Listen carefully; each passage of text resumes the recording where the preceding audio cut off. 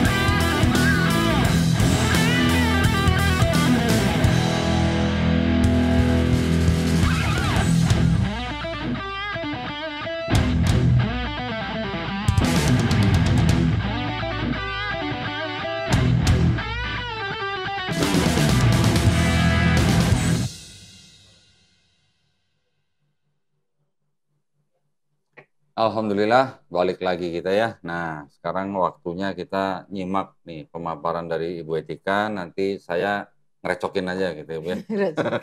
Malah nggak enak kalau direcokin. Baik, silakan Bu Etika. Ya kemarin kitab Kejadian sudah selesai, jadi kita masuk ke kitab Keluaran ya. Shemot Keluaran. Apa saja sih yang ada di kitab Keluaran ini ya, pelajaran apa yang bisa kita ambil, dan di Quran akan kita bandingkan juga, karena di Keluaran ini kan menceritakan Nabi Musa. Jadi kita nggak ngomongin Bible aja ya Bu ya, kita juga Quran bandingkan juga, dengan Quran ya. Dengan isi kitab kita juga, kita bandingkan kesamaan dan perbedaannya. Nah di Keluaran ini kan ceritanya waktu terakhir kita cerita tentang Nabi Yusuf dan keluarganya di sana, kan Nabi Yusuf mendapat tempat yang istimewa ya di tanah Goshen, di mana karena waktu itu raja kan sangat mempercayakan Yusuf menjadi pemimpin Mesir ya, menggantikan dirinya, sehingga Yusuf dan orang-orang Israel itu diistimewakan. Nah seiring berjalannya waktu kan rajanya mati, kemudian tumbuh lagi sampai sekian puluh tahun, mungkin sekitar 100 tahun. Raja-raja yang terakhir ini yang berapa generasi kemudian dengan orang-orang Israel yang sudah juga beranak pinak, kan tidak saling tahu, tidak ada hubungan emosional, tidak terlalu dekat dengan orang Israel antara raja Mesir yang pada zamannya Yusuf gitu ya Bu ya. Iya, dengan pada zamannya ini pada periode Keluaran ya. Nah akhirnya rakyat bangsa Israel ini ditindas, bahkan dijadikan budak, ya kan, sehingga juga mereka, karena apa, orang-orang Mesir semakin khawatir, kok orang-orang Ibrani, kalau sih yang digunakan istilahnya orang Ibrani ya, kok jumlahnya semakin banyak, semakin mereka khawatir kan. Berarti doyan dong Bu ya orang Ibrani itu ya. Doyan makan gitu maksudnya. Punya anak. Kan dulu belum ada keluarga berencana. Kan belum ada KB. Nah akhirnya dia pesan nih Fir'aun ya. Nah ini kata Fir'aun sudah digunakan di sini. Maksudnya Quran di Bible ya. Di Bible. Sama dengan di Quran nanti ya. Biasa. Nah kalau di Quran belum pakai kata Fir'aun Bu. Pada masa Musa. Pada zaman Yusuf. Oh ya ini pada masa Musa. Setelah Musa baru ada kata Fir'aun. Ya. Ini pada Musa berarti Quran sudah memakai kata Fir'aun. Nah Raja memerintahkan pertama diam-diam aja secara halus. Para bidan-bidan itu dipanggil. Kamu kalau orang Ibrani itu melahirkan, begitu melahirkan kamu bunuh. Jadi seolah-olah itu meninggal bukan karena dibunuh, tapi karena memang dari dalam perut gitu loh. Nah, begitu mau meninggal, begitu lahir langsung diapakan supaya meninggal. Nah, tapi bidan-bidan ini kan nggak tega, harus membunuh. Nah, jadi mereka kok nggak juga berkurang, masih ada bayi-bayi lahir kan. Nah, terus akhirnya diundanglah para bidan-bidan itu. Kenapa kamu nggak bunuh orang-orang Ibrani itu, bayi-bayi Ibrani? Mereka kuat, orang-orang Ibrani, kami belum sampai sudah keluar duluan gitu loh. Bayinya. Jadi kan tahu bayinya hidup. Jadi itu kan ada ya, di Bible gitu. Ada ya? Di Keluaran 1. Keluaran 1. Jadi orang Ibrani orang-orang kuat gitu kan. Nah, ini pembukanya, sehingga dengan banyaknya tindasan ini orang Israel mengerang-erang, maksudnya kalau istilahnya ini, dia mulai ingat pada Tuhan, minta pertolongan Tuhan gitu loh, orang Israelnya. Iya, kan istilahnya kadang-kadang memang di tanah itu memang bahasanya ekspresif kan. Kemudian suatu saat saking karena banyaknya sehingga raja memerintahkan untuk dibunuhlah anak bayi lah. Fir'aun kan bermimpi suatu saat, sehingga mimpi itu diterjemahkan bahwa akan ada nanti kamu akan dihancurkan oleh seorang Israel gitu loh. Nah, sehingga keturunan budak itu, sehingga dia, wah ini berarti yang lahirnya itu harus dibunuh, sehingga mereka nggak terang-terang lah, nggak sembunyi-sembunyi lagi, tapi benar-benar harus dibunuh. Nah, kemudian lahirlah suatu saat orang ibunya Musa melahirkan. Nah, kita kan tahu Musa ini kan anak Amram ya. Dia punya 3 anak, Miriam, Harun, dan Musa. Ya kan? Nah, Amram ya Bu ya. Amram dari Bani Lewi. Ya kan? Ibunya namanya Yokebed. Kemudian setelah itu bingung nih lahir. Kan daripada mati, kemudian kalau dia dihanyutkanlah di Sungai Nil. Di Sungai Nil dihanyutkan. Akhirnya putri Fir'aun yang sedang mandi bersama dayang-dayangnya mengetahui, oh ini kok ada bayi peti gitu loh. Diambil, ternyata bayi sedang menangis ya, bayi lahir. Nah, putri Fir'aun ini sayang sekali kepada bayinya, sehingga tolong carikan orang yang menyusui. Nah, sebetulnya kakak anak ini mengikuti. Kakak Miriam. anak ini berarti Miriam kan. Nah, saya ada orang yang bisa menyusui gitu kan. Ditunjukkan ibunya ada, sebetulnya kembali ke ibunya sendiri ya kan. Nah, Bu, mohon maaf. Sampai di situ kalau dibandingkan dengan Quran ada bedanya nggak, Bu? Kalau dalam Quran itu ceritanya yang ini sama, hanya yang hanya gini, kalau dalam Quran ini yang menemukan, kalau ini kan putri Fir'aun. Kalau dalam Quran tadi tafsir, tapi istrinya. Jadi beda ya, di Bible yang menemukan bayi Musa putri Fir'aun, kalau di Quran istri Fir'aun ya.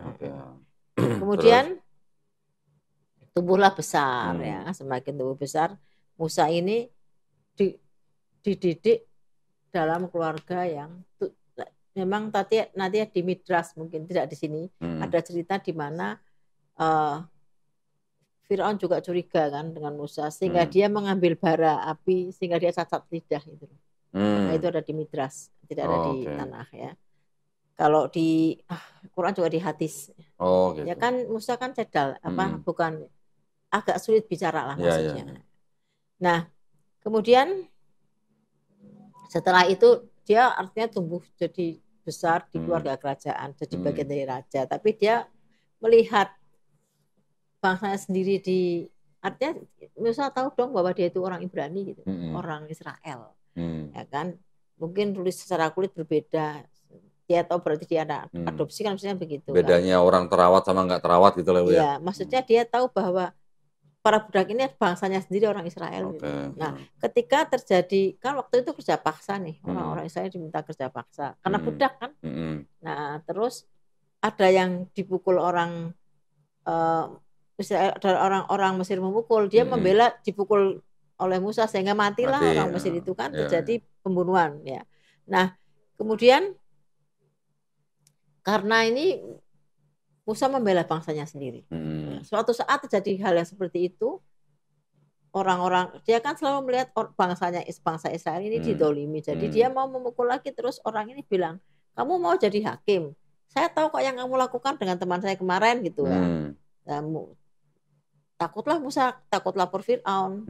Nah ini pasti sudah sampai Fir'aun, dia lari lah. Dia lari, melarikan diri sampai ke Midian. Midian di mana, Bu? Midian ini kan dia di tanah Arab ya maksudnya ya. Arab Utara ya, Bu ya? Arab Utara. Karena di situ ada ketemu waktu menggembalakan kambing putrinya Yitro. Yitro ini kan kalau dalam Nabi Syuaib alaihissalam, dia kemudian membantu putri-putrinya ini sehingga dia tinggal juga di rumah Yitro Nabi Syuaib ini. Nah di sanalah dia juga dinikahkan dengan putrinya Yitro, sehingga menjadi menantunya Yitro atau Nabi Syuaib alaihissalam kan. Nah itu kan berarti kan Yitro itu kan kalau di Bible bukan nabi ya, Bu ya? Imam ya kalau nggak salah ya. Imam aja lah, imam negeri Midian. Tapi berarti kan dia orang apa? Orang suci ya. Ya maksudnya di Arab agama, kan? Di Arab iya. Kira-kira Bu, ini saya nanya dulu nih Bu ya, saya ngerecokin dulu nih. Kira-kira nih, kalau orang Arab atau tinggal di daerah Arab, kira-kira naik haji nggak Bu? Oh ya mereka memang sudah ada tradisi kan, tradisi ke Mekah. Untuk ziarah kan. Untuk ziarah. Berarti Yitro atau Nabi Syuaib alaihissalam ini yang menjadi mertuanya Nabi Musa alaihissalam, kira-kira naik haji nggak Bu? Mestinya kalau mengikuti pendahulu-pendahulunya dia mesti harusnya ya. Logisnya dia harusnya naik haji kan. Karena dia tinggal di Arab walaupun di bagian utara, tetapi orang Arab di sekitar situ memang sudah tahu bahwa di Mekah itu sudah ada Ka'bah kan. Nah, kan pertanyaannya gini jadi. Sejak zaman Nabi Ismail, Ibrahim Nabi Ismail. Nah pertanyaannya kan gini. Nah kalau Nabi Syuaib alaihissalam atau Yitro naik haji, Musa ikut nggak Bu kira-kira Bu? Musa ikut lah. Menantunya. Kira-kira kan dia juga dididik mestinya walaupun dia tertulis di sini ya. Iya. Kan di sini kalau nggak salah dia juga Musa itu kan diminta untuk menunggu sekian tahun ya, kalau nggak salah 8 tahun ya Bu ya. 8 ya kan? tahun ya. Kalau di Quran kalau nggak salah itu ayatnya dikatakan selama 8 musim. Kira-kira kalau Yitro naik haji, Nabi Musa alaihissalam kira-kira ngikut naik haji nggak Bu? Berarti selama 8 musim naik haji dong. Naik haji, karena dia lama juga tinggal di Midian sampai sebelum dia balik ke Mesir kan. Mesir sampai rajanya berganti. Ya, oke lanjut Bu, itu aja sih Bu. Saya ngerecokin ya. Nah, kemudian lanjut, berarti lanjut ya. Kemudian kita lanjut ke next ya. Akhirnya kemudian setelah Yitro kan sering mengembalakan kambing juga. Ya. Di mana di situ juga menuju ke dekat Gunung Sinai itu kan, yang sudah kita kenal. Nah, pada saat itu Tuhan memerintahkan Musa untuk kembali ke Mesir menyelamatkan bangsanya. Karena Tuhan sudah berganti, toh rajanya sudah berganti, bukan yang dulu yang mengancam kamu karena membunuh orang Mesir kan gitu kan. Nah, jadi ini sudah berganti nih rajanya kan gitu ya. Musa ke sana, ya kan.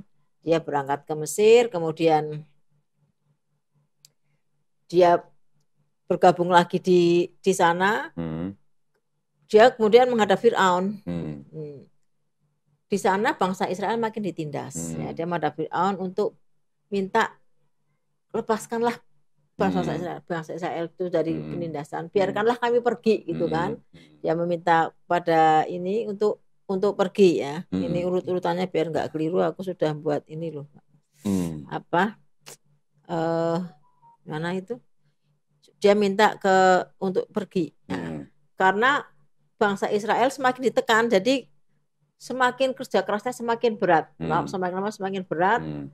Kemudian semakin Musa meminta untuk pergi dari situ, semakin ditindas. Nah, karena Musa pernah minta juga, bangsa Israel ini kan percaya kepada Tuhan, ya tauhid, percaya kepada Allah. Dia pernah minta, tolonglah beri kami izin untuk bisa berkorban gitu kan. Berkorban itu maksudnya mereka kan ada korban, ya korban domba, sapi ya. Kemudian setelah mereka berkorban, mereka tidak diizinkan oleh Fir'aun. Ini korban aja di sini kan tidak mungkin kami berkorban di sini karena bisa dilihat dari Keluaran 8:27 ya Pak. Dibacain dulu. Dibaca ya karena ini berkaitan.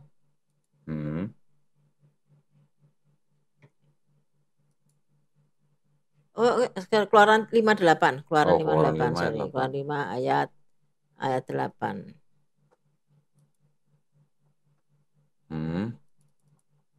5 ayat 8. Ya. Tetapi jumlah batu bata yang harus dibuat mereka sampai sekarang bebankanlah itu juga kepada mereka dan jangan menguranginya karena mereka pemalas ya. Itulah sebabnya mereka berteriak-teriak, izinkanlah kami pergi mempersembahkan korban kepada Allah kami gitu ya. Oke, terus tapi kan tidak mungkin kami korban di sini karena korban domba di ayat-ayat berikutnya merupakan kekejian. Jadi Keluaran 8:26 apa ya? Keluaran 8:25, 26, 8:25, 25. Coba ya bentar. Oh iya, 25-26 Bu. Coba tampilin. Lalu Fir'aun memanggil Musa dan Harun serta berkata, pergilah persembahkanlah korban kepada Allahmu di negeri ini. Maksudnya di Mesir ya Bu ya? Di Mesir. Tetapi Musa berkata, tidak mungkin kami berbuat demikian sebab korban yang akan kami persembahkan kepada Tuhan Allah kami adalah kekejian bagi orang Mesir. Apabila kami mempersembahkan korban yang menjadi kekejian bagi orang Mesir itu di depan mata mereka, tidakkah mereka akan melempari kami dengan batu? Jadi apa yang mau dikorbankan oleh bangsa Israel itu berarti sesembahannya orang Mesir? Iya, berarti dikultuskan oleh orang Mesir kan gitu. Musa kan juga kalau dalam ini murni dia harus mengeluarkan bangsanya dari Mesir. Kalau dalam Quran kan di samping mengeluarkan bangsa dari Mesir, dia juga sebagai nabi dia juga mendakwahkan Allah sebagai Tuhan ya. Nah, kemudian tadinya Musa menjanjikan kemudian tidak jadi. Jadi mereka ini ditindas nggak bisa melaksanakan kegiatan ritual mereka, tidak ibadah juga tidak bisa hidup nyaman karena mereka harus buat batu bata nih dari jerami gitu kan. Nanti dulu jeraminya disediakan oleh orang-orang Israel, orang-orang Mesir. Sekarang mereka harus cari sendiri tanpa mengurangi jumlah batu batanya kan mereka semakin kerjanya semakin berat sehingga semakin payah. Nah sehingga Musa punya tekad harus mengeluarkan bangsanya dan itu diperintah Tuhan ya seperti di Keluaran 7 kan di Keluaran 7 beserta Harun ya aku mengangkat engkau menjadi Elohim bagi Fir'aun ya dan Harun abangmu menjadi nabi artinya bukan berarti dia Tuhan Elohim ini kan dia harus mewakili Tuhan kepada bangsa Mesir. Nah di sana pada saat itu kan terjadi sebelumnya ini mukjizat yang diberikan Musa sebagai nabi kan sihir ya kan ahli sihir karena waktu itu banyak orang-orang Mesir ahli sihir kan waktu itu kan. Nah Musa itu bagaimana aku menghadap Tuhan kan gitu. Ini setelah itu bagaimana aku menghadap Tuhan sedangkan aku tidak punya apa-apa. Coba lihat tongkatmu itu kan. Apa yang kamu pegang tongkat ya. Terus coba kamu lemparkan jadi ular. Nah, Musa ketakutan, nggak usah takut kamu pegang lagi. Artinya dia diberi kuasa itu sehingga dia waktu itu ahli-ahli Fir'aun juga menggunakan ahli-ahli sihir. Kan? Mereka melempar tongkatnya menjadi ular juga. Tapi Musa juga menjadi ular yang lebih besar kan gitu. Sehingga ular yang kecil-kecil dimakan. Sehingga ahli sihir ini mengakui Musa. Tapi kan tetap Fir'aun nggak boleh. Ya kan? Nah, akhirnya karena sulitnya kerasnya hati Fir'aun ini untuk membiarkan bangsa Israel pergi dan untuk mengakui Tuhan Allah ya, akhirnya Tuhan akan mengazab mereka. Kalau di dalam Keluaran ini kan ada 10 tulah memberikan azab. Di Keluaran? Ya Keluaran. Di Keluaran ada 10 tulah. 10 azab yang diberikan ya kan. Sudahlah sekarang kalau mereka memang sulit ya untuk membiarkan kamu pergi, membebaskan kamu dari perbudakan. Aku akan memberikan 10 tulah ya. Dan aku akan mengeraskan hati Fir'aun untuk tetap keras hatinya nggak mau menerima keajaiban yang saya buat kan gitu ya. Jadi tulah yang pertama kan dirubahlah sungai Air jadi Nil, darah. Sungai Nil jadi darah. Nah, kan mereka pada mati ikan-ikan dong, ya kan? Terus mereka juga nggak bisa minum. Ya. Kemudian orang-orang Mesir ini minta, sudahlah Musa, kembalikan, kami sudah percaya dengan Tuhanmu sudah. Nanti kamu boleh pergi dari sini. Kamu boleh pergi. Kemudian menjadi air lagi. Tapi setelah itu nggak mau lagi beriman. Sudah oke, lupa lagi. Datang itulah yang kedua kan. Datangkanlah katak ya. Tahu-tahu banyak sekali katak-katak di mana-mana sehingga orang di kamar tidur mereka semua katakan mereka stres juga ya. Kita aja ada 25 katak udah stres kan di rumah kan, apalagi begitu banyak. Nah, sehingga mereka saking sudah bingungnya meminta Musa lagi, tolong dihilangkan kataknya, kami sudah akan biarkan kalian pergi. Begitu kataknya hilang, mereka lupa lagi dan biarkan. Nah, nggak kapok juga, sehingga itulah ketiga didatanglah nyamuk. Kalau di KJV kok kutu, Bu? Nah, yang di sini nyamuk nih. Ini kan apa namanya? Sebentar. LAI nyamuk. LAI kan nyamuk. Keluaran 8:12 kan ya? Iya. Keluaran 8:12. Nyamuk ya? Sebentar. Ini kan katak. 13. Nah, tulah ketiga kan nyamuk. Oh, 16 berarti 16. Iya kan? Coba tampilin, Dek. Itu kan nyamuk ya? Iya. Sekarang saya ganti nih, Bu. Keluaran 8:16 ya. Di KJV. Ya, di KJV. 16. Ini apa, Bu? Become lice. Udah tampilin ya, Ri? Nah. Mana? Ini kan, that it may become lice throughout all the land of Egypt. Oh, di TV-nya. Oh, ya udah. Nggak apa-apa. Berarti lice ya. Ya, kalau di KJV itu lice. Berarti kutu. Kok bisa? Emang sama ya, Bu ya? Kutu sama nyamuk ya? Beda. Nyamuk terbang. Nah, terus setelah kutu? Kutu, kalau di ini juga kutu loh. Di Quran? Enggak, di ini apa? Tanah. Oh, tanah juga kutu? Lice. Oh, oke. Ya. Terus? Kemudian di tanah ini berarti itulah yang keberapa? Yang itu ketiga. Ya. Bugs kutu. Nah, iya. Kutu. Lice kan? Bugs ya, lice. Bugs atau lice itu yang apa ya? Kutu yang di Quran? Ya. Di Quran ada kutu juga. Kutu kan? Oh. Kemudian itulah yang keempat ya. Setelah nyamuknya pergi, ya, ini nyamuk atau diganti nyamuk. Kemudian mereka minta begitu nggak ada, mereka nggak mau lagi membiarkan Israel pergi. Kemudian didatangkanlah lalat pikat. Lalat pikat ini kalau dalam tanah itu namanya bukan lalat arof, wild animals. Wild animals itu kayak agas itu loh, serangga yang arof ya, Bu ya? Arof, iya kan? Iya. Tanah arof ya. Iya. Nah, ini di lalat pikat. Lalat pikat ini kok kayak lalat pikat itu lalat yang memikat atau gimana, Bu? Nggak tahu, bisa membuat orang tertarik. Kalau saya lihat sih araf ini diterjemahkan seperti agas, serangga yang kalau menggigit itu merah semua. Okay. Iya.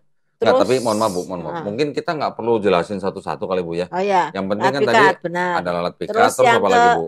Setelah yang ke-5, setelah itu sampar pada binatang ternak. Ya. Terus yang ke-6 kayak apa, panas itu loh. Bisul bukan? Bukan. Jadi kalau di sini disebut dengan ini barah gitu kan? Barah. Atau kalau bahasa Ibraninya ini nomor ke-6 ya. Syekhin ya. Sesuatu yang panas, polus. Ya kayak apa? Yang kelihatan kayak orang bisulan gitu lah ya. Atau tapi gimana? Sesuatu yang buat kita kepanasan gitu loh. Jadi kayak debu tapi panas gitu loh. Iya. Oke, lanjut. Nah itu sama, mereka begitu hilang juga nggak mau mereka pergi. Kemudian yang ke-7 hujan es. Nah, kemudian setelah itu hujan es mereka hilang juga tetap mau. Belalang sama. Ya. Kemudian jadilah gelap gulita di mana-mana selama 3 hari, mereka juga tetap tidak mau. Gelap gulita. Mati lampu. Enggak ada matahari kali ya. Enggak ada lampu. Pakai obor. Oh, pakai obor. Terus Akhirnya tulah ke-10 ini. Terakhir dengan tulah ini saya paksa mereka akan membiarkan kamu pergi dari Mesir, membebaskan yang ke-10 kamu. itu Yang adalah udah 400 tahun mereka dijadikan budak ya. Menurut keterangan ini 430 tahun. Yang ke-10 itu adalah tulah ini akan sulit dilakukan. Jadi Allah memerintahkan kepada bangsa Israel di sini, sembelihlah domba.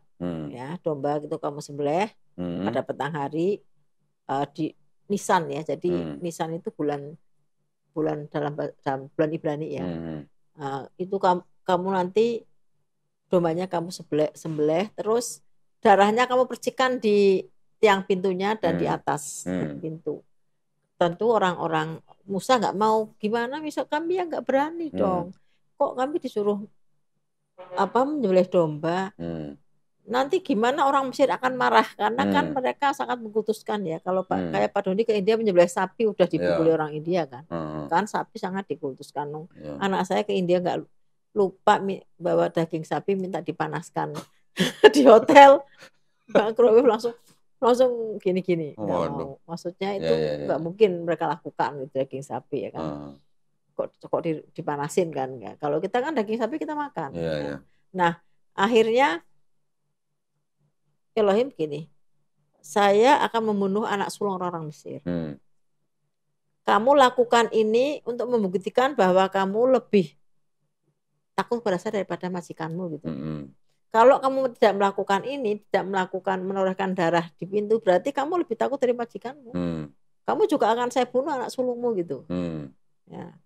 Tapi kalau kamu memang takut sama saya, benar-benar lakukan. Bukan berarti Elohim tidak bisa membedakan anak orang Israel dan tidak. Karena itu untuk membuktikan kesetiaan, kepatuhan bangsa Israel kepada Elohim saat itu kan. Akhirnya Musa setelah berembuk, nah kemudian datanglah juga perintah, nanti pada saat ini kamu akan pergi, bawalah nanti akan aku buat orang Israel, orang-orang Mesir itu akan dermawan ngasih barang-barangnya. Nanti kamu mintalah orang-orang Mesir emasnya, peraknya nanti akan dikasihkan ke kamu gitu loh. Sebelum, jadi dia akan kamu sembelih pada petang hari, siangnya mereka minta majikannya ini emas dikasihkan semua perak. Jadi mereka pada punya dari majikannya tanpa sadar orang-orang Mesir dibuat generous ya, dermawan kepada mereka kan. Akhirnya setelah petang itu mereka menyembelih domba mereka, kemudian diciprat percikan darahnya. Nah tengah malam persis orang-orang Israel mulai gempar, anak-anak mereka yang sulung meninggal. Orang Mesir. Orang Mesir, sorry.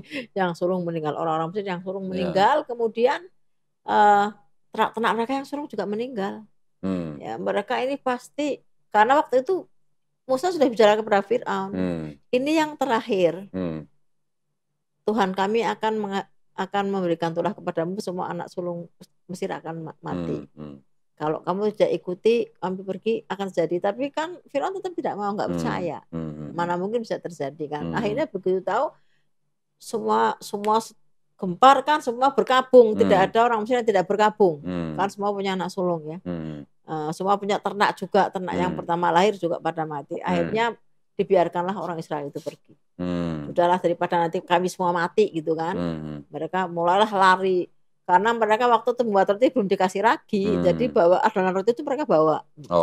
Dengan emas dan perak juga mereka bawa semua. Nah mereka lari, makanya kalau di sini ada 600.000 orang kalau nggak salah ya, belum termasuk anak-anak dan perempuan ya. Mereka terus lari keluar dari Israel ya.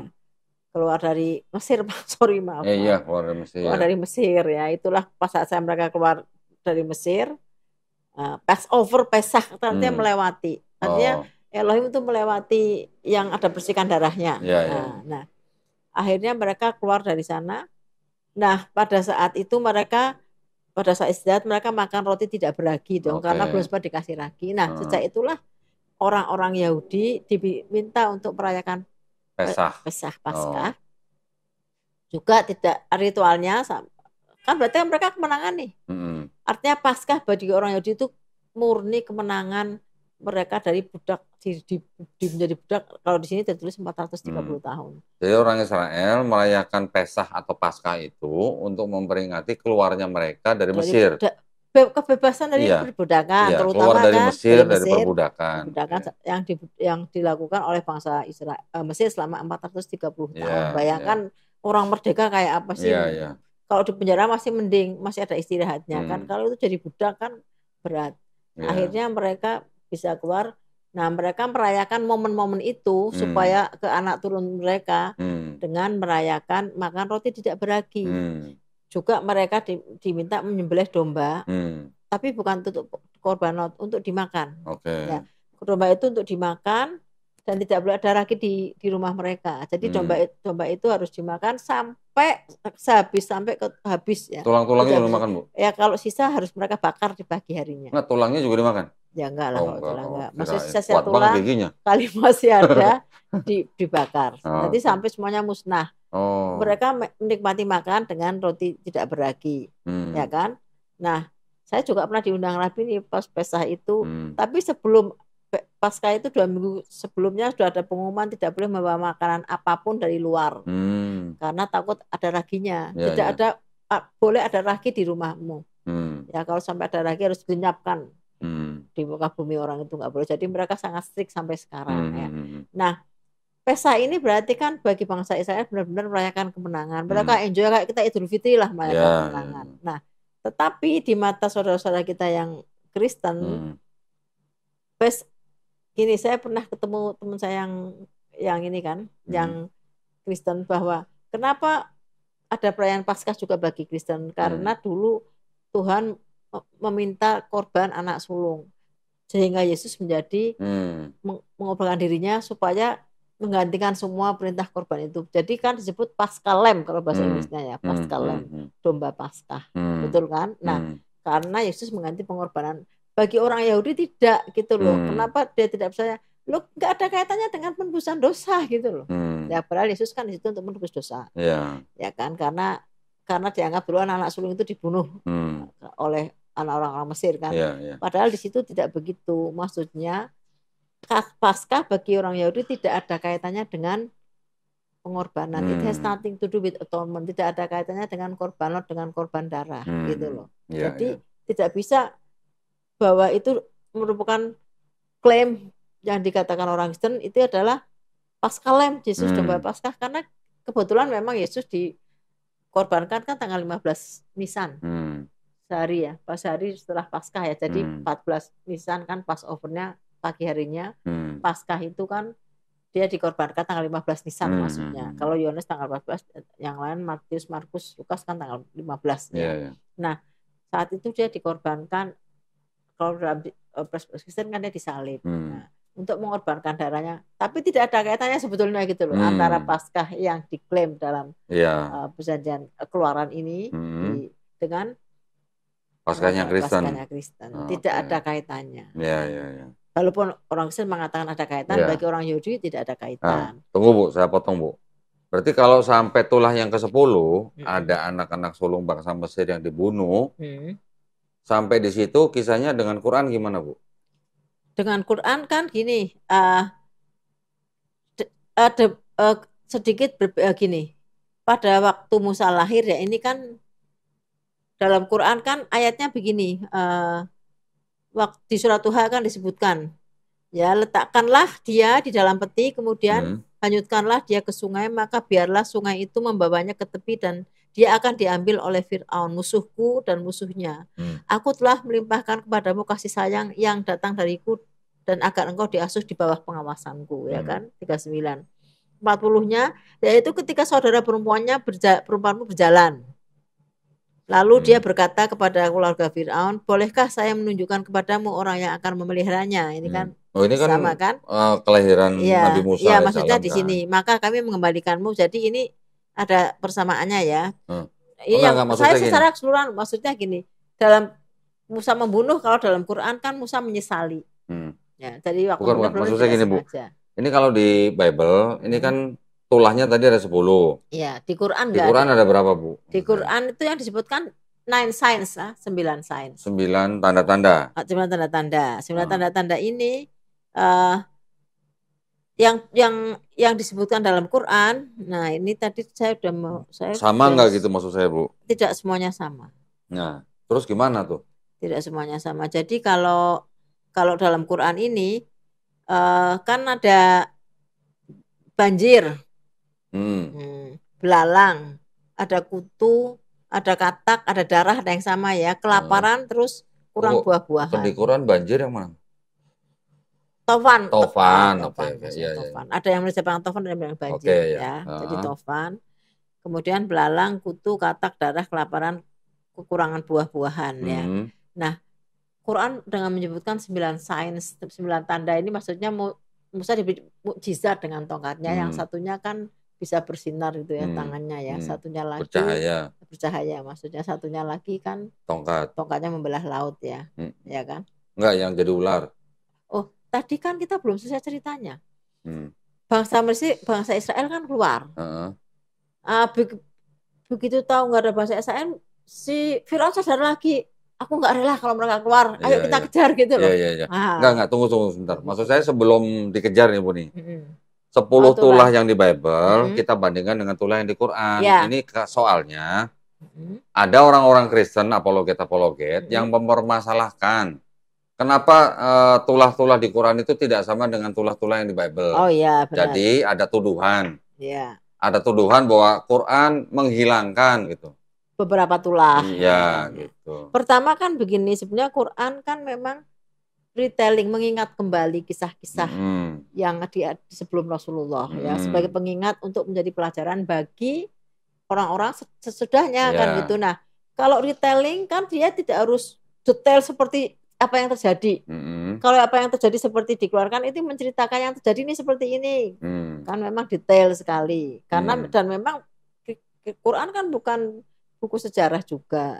Karena kan bayangkan kalau Tanakh ini 30.000 ayat, Quran kan 1/6-nya. Jadi tidak mungkin dia harus diekstrak, benar diekstrak. Harus diintisarikan menjadi cerita yang menceritakan kembali dengan intinya untuk menjadi pelajaran. Nah, sama di Mazmur pun, Mazmur 78 dan Mazmur 105 kan juga menceritakan kembali tulah-tulah ini. Kan juga berbeda-beda. Oh, kalau gitu kita lihat aja ya. Iya, jadi lihat di Mazmur 78 iklan sama dulu, 100. iklan dulu. Empuk ya.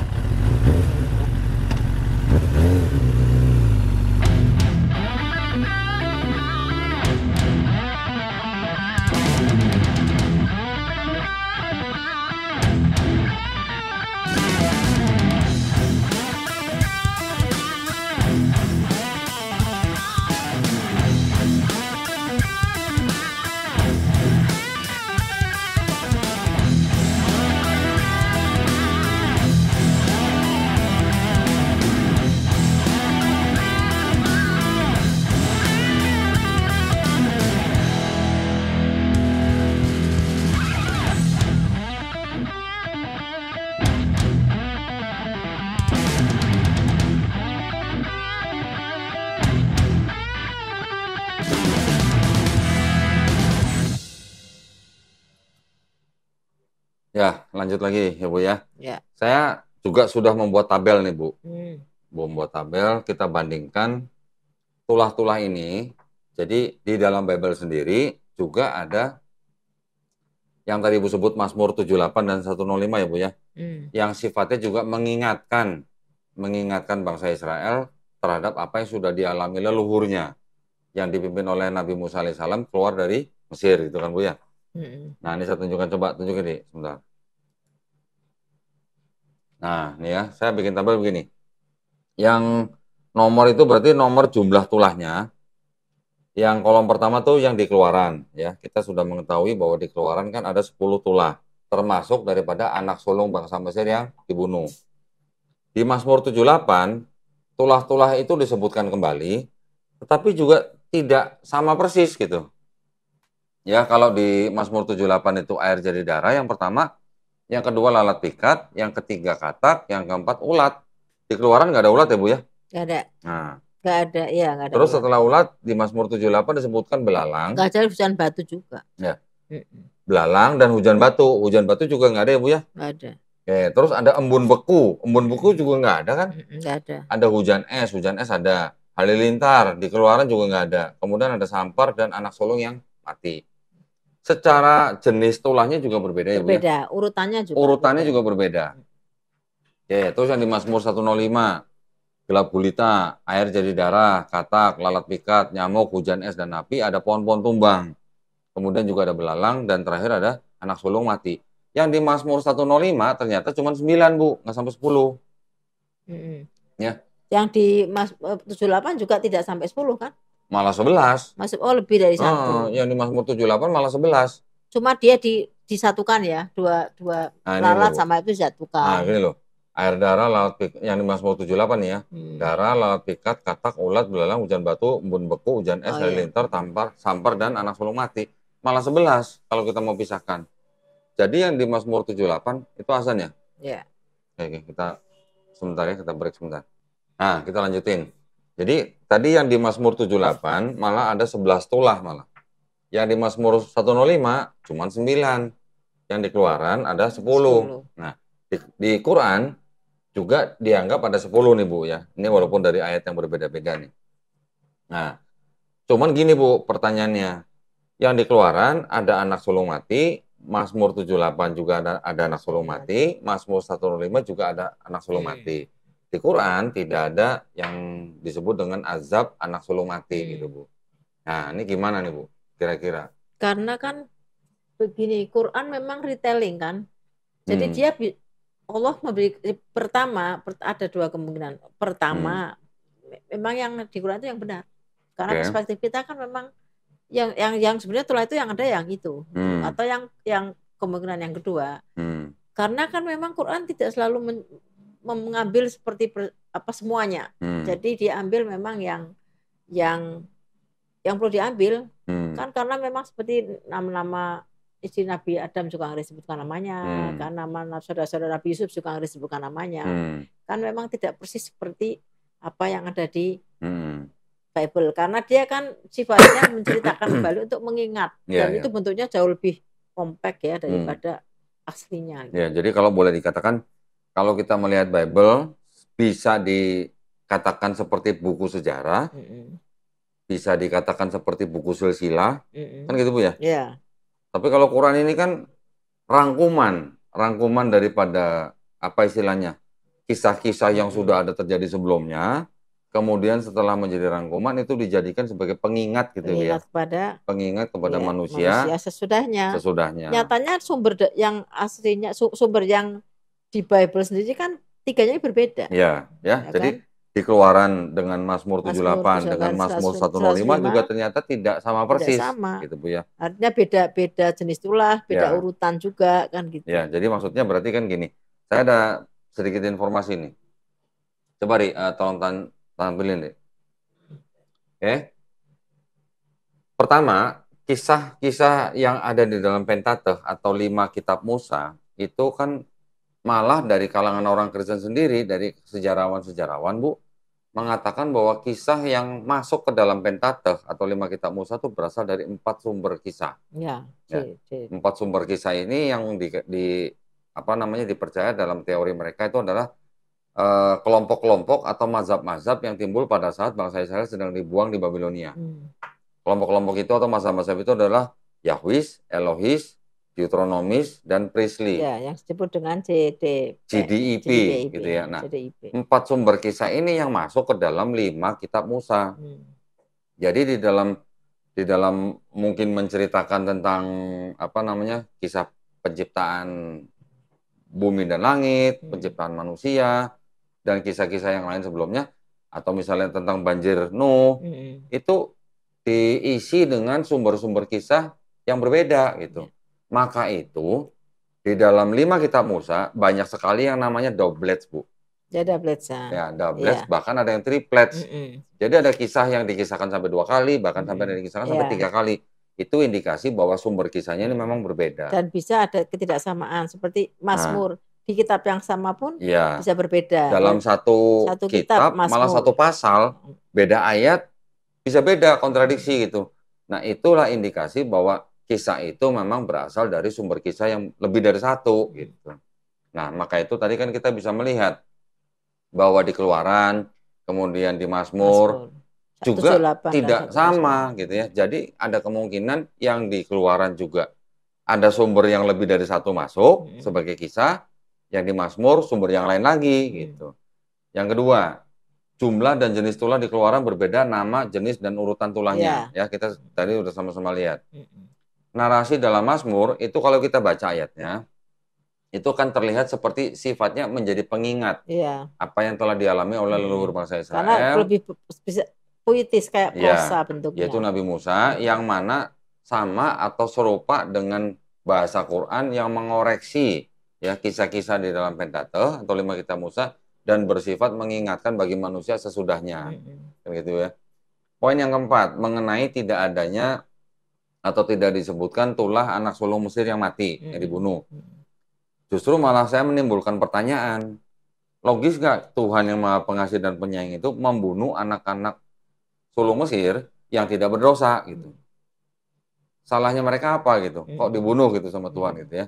Terus kalau dibunuh anak-anak itu, kenapa Tuhan nggak membunuh setan atau iblis saja atau membunuh Firaunnya aja gitu untuk membebaskan bangsa Israel gitu ya?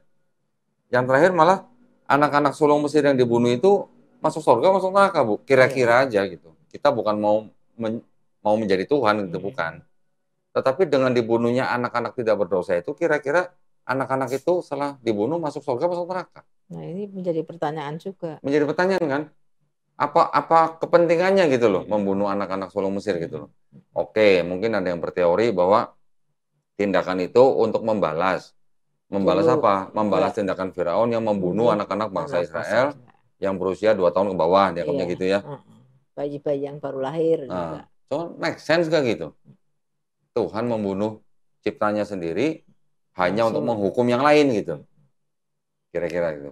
Nah, itu kalau dari saya kira-kira gitu, Bu. Ya, jadi kalau misalnya ada teman-teman Kristen, ada juga yang email saya menanyakan hal seperti ini. Tetapi buat saya begini, apakah kalau di dalam sebuah kitab ceritanya begitu banyak, terus itu menjadi standar yang utama bahwa kisah itu pasti benar? Belum tentu kan, Bu ya? Belum. Nah, karena dari Kristen sendiri malah punya teori bahwa yang memasukkan kisah di dalam Pentateuch 5 kitab Musa itu sumbernya nggak cuma 1, 4 malah. Bukan 2 loh ya. Karena gaya bahasanya juga berbeda-beda. Ya, gaya bahasa beda. Perbendaharaan kata juga berbeda. Istilahnya juga berbeda. Ada yang sebut Israel, ada yang sebut Ibrani. Ya, Bu ya. Bahkan kalau nggak salah anak-anak Yakub. Anak-anak Yakub juga beda-beda. Terus kalau nggak salah juga itu tadi yang Ibu sebut apa? Yitro. Nanti ada Rehuel juga. Ada Rehuel juga. Nah, maksud saya itu. Itu kemungkinan besar istilah-istilah yang berbeda itu berasal dari sumber yang berbeda. Gitu maksudnya. Ya, dan banyak contoh yang lain. Jadi, kalau ada yang klaim, karena di Bible kami ada 10 tulah, di Quran cuma ada 7 atau 9, berarti Quran menghilangkan. Loh, ntar dulu. Berarti Mazmur menghilangkan juga. Berarti Mazmur juga menghilangkan atau bagaimana? Atau malah melebihkan? Menambahkan. Mazmur 78, 11.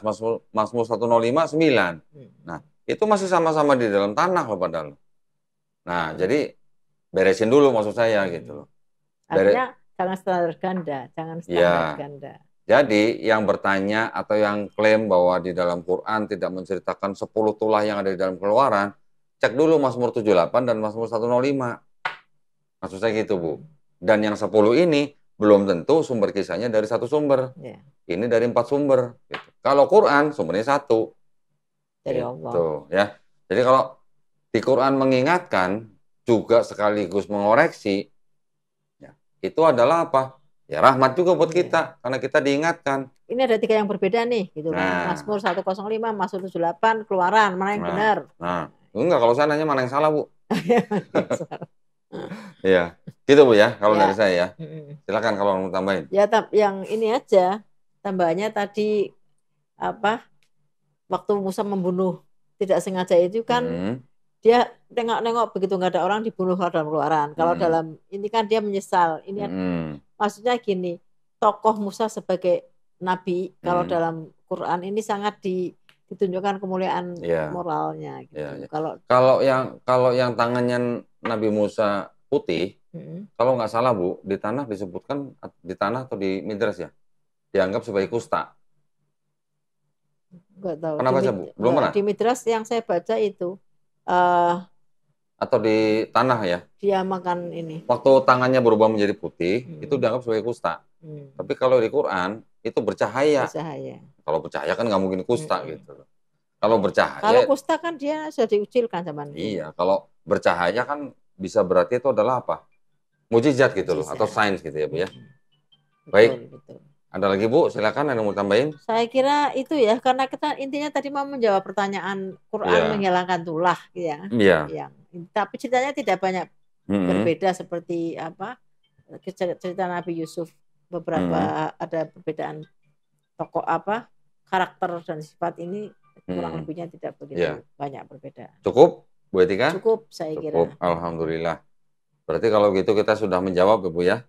Karena saya juga terima email, ada yang bertanya seperti ini, dan juga kalau nggak salah juga ada channel yang mempermasalahkan masalah ini gitu ya. Sifatnya kita kan memang menjawab sambil mengedukasi saudara-saudara muslim kita supaya akidah mereka kuat. Ya, jadi insya Allah apa yang kita bicarakan hari ini bisa menjawab semua tuduhan-tuduhan terhadap Quran, juga bisa menjadi edukasi buat teman-teman ya yang lain. Mudah-mudahan bermanfaat Bu buat kita semua ya. Amin. Nah, terima kasih atas perhatiannya para pemirsa. Sebelum saya akhiri, buat para pemirsa yang ingin mendukung perjuangan dakwah kami, silahkan bisa mengirimkan ke BSI nomor 111889988 atas nama YPM atau Jakarta, dan bisa mengkonfirmasi ke nomor handphone 0813 9883 7007. Barakallahu fikum, semoga Allah Subhanahu wa taala rahmati dan melindungi kita semua ya. Amin ya rabbal alamin. Akhir kata, wabillahi taufiq wal hidayah. Wassalamualaikum warahmatullahi wabarakatuh. Terima kasih banyak Bu Etika ya. Sama-sama.